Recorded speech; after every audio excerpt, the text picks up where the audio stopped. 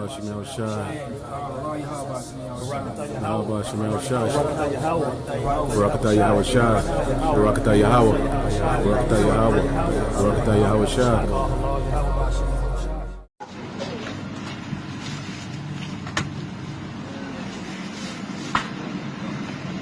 Yeah.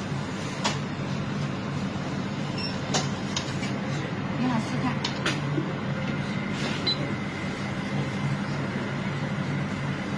稍等，谢谢提供，金额使用。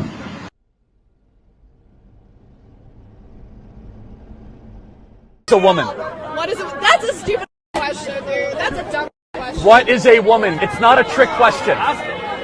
What is a woman? Who identifies as a woman? You can't answer the question with the question. Identifies as a woman. Yeah, define the woman without saying woman. It's a social service. You're in college, paying for an education. What is a woman? How about you talk to someone with media training? Huh? How about you talk to someone You don't need media training. It's not a trick. What is a woman? who identifies as a woman? You can't answer the question with the... What are you talking about? It's the college kids of America going hundreds of thousands of dollars into debt who think it's a trick question when you ask them what a woman is.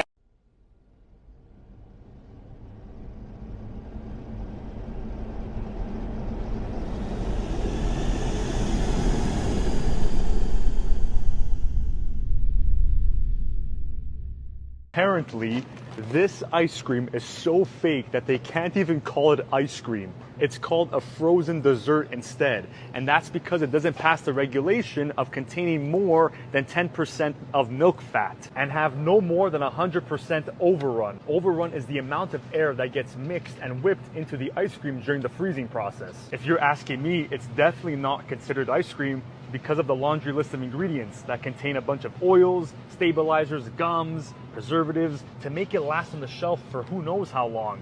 Whereas in Italy, the land of gelato, they only use 3 simple ingredients, which is why it's so normal and accepted for everyone to eat that on a daily basis.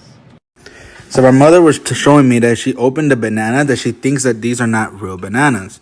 We got it from the supermarket, but when she opens it, and she breaks it in half, it gets very tough and doesn't really break. And when it pulls, it's like it's glue. It's very tight and doughy. I've never ever seen a banana like that. I don't know if it's just our banana or if it's this brand From Costco. from Costco. But at the end of the day, it looks very, very fake and Play-Doh-y. Does anyone else know what happened? And have never been on the pill or HRT, and yet they have an obvious hormonal imbalance. What causes a chicken to be fully developed in 5 weeks? Do you ever wonder?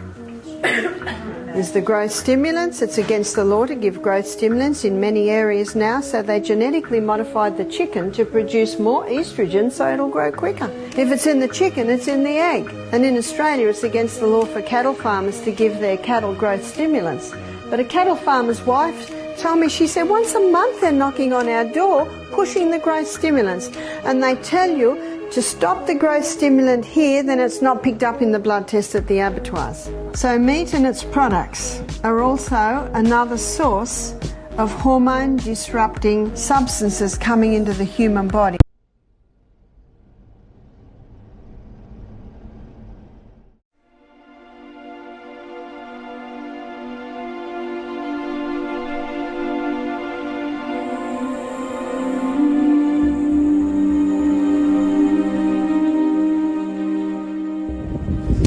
Guys, let me tell you about America. America has become like an old dog with no teeth. America right now is just bugging at people, thinking that's the way to scare and keep them intimidated. No, we know you don't have no teeth, buddy. You're scared of the real enemy. You're scared of Russia, you're scared of China, you're scared of South and North Korea, you're scared of Vietnamese, you're scared of Japanese, you're even scared of Arab world, you're scared of Middle East. And you are coming to a point where you are also getting scared of Africa, and that's why you're bugging at citizens and the leaders, because you think that's the way you will keep them intimidated. It's not gonna work like that, buddy. It's time for you to go back to America, do what's right for America. Your time is up. It's time for you to go back to America. Do what's right for America. Your time is up. It's time for you to go back to America. Do what's right for America. Your time is up. It's time for you to go back to America. Do what's right for America. Your time is up. Your time is up. Your time is up.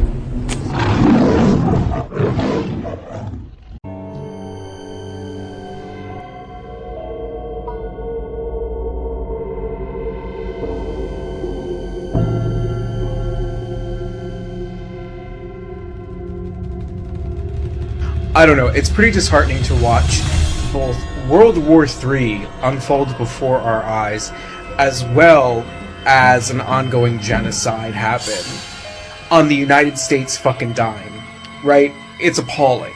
And I can't help but think to myself that the only fucking reason we cannot have peace in this world is because rich and powerful people can't fucking control themselves. Largely powerless, everyday people are paying the price for rich people's bullshit, for the powerful making really horrendously bad decisions. Like, any country that prioritizes militarization, the heightened proliferation of weaponry, over technological advances to make people's lives better, is neither good nor neutral.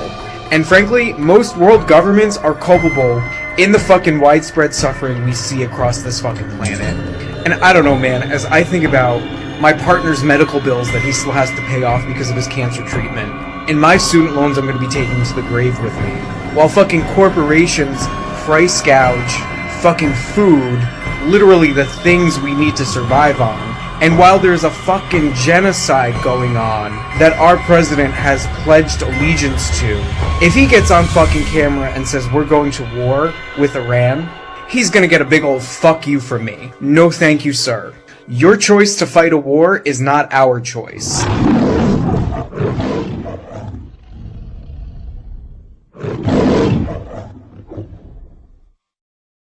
The US is walking the same path to collapse and that many of the fallen empires once strode through.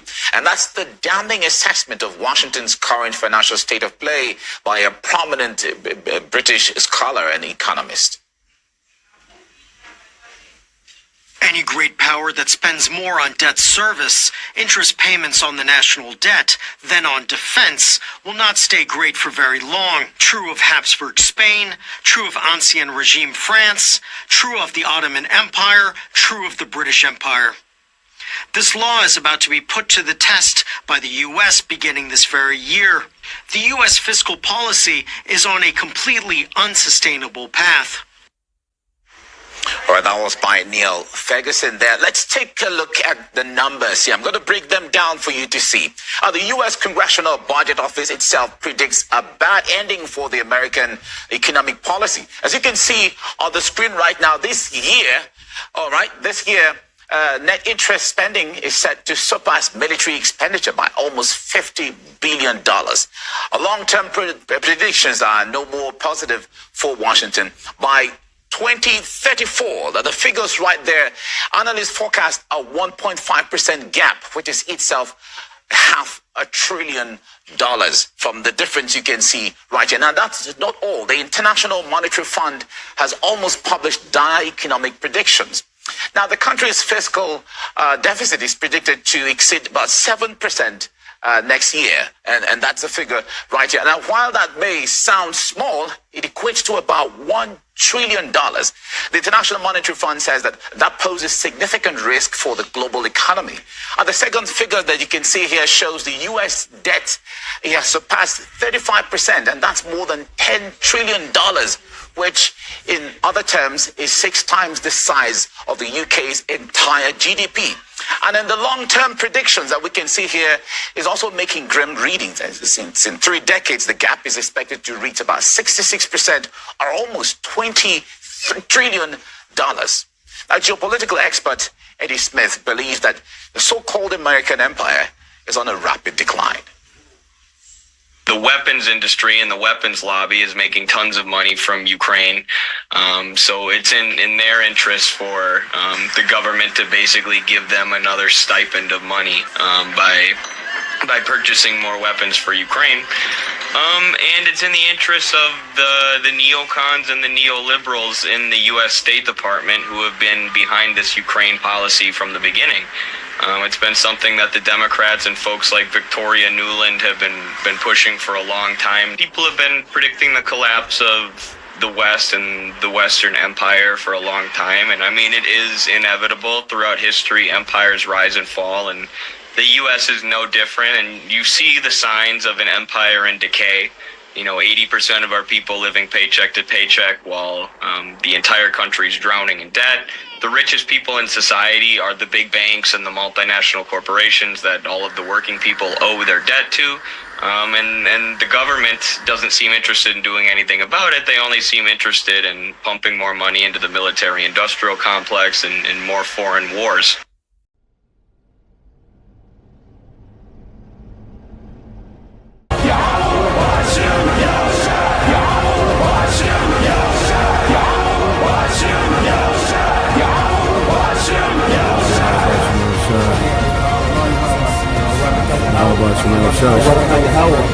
Barakatah YAHAWASHI, Barakatah YAHAWAH, Barakatah YAHAWAH, Barakatah YAHAWASHI.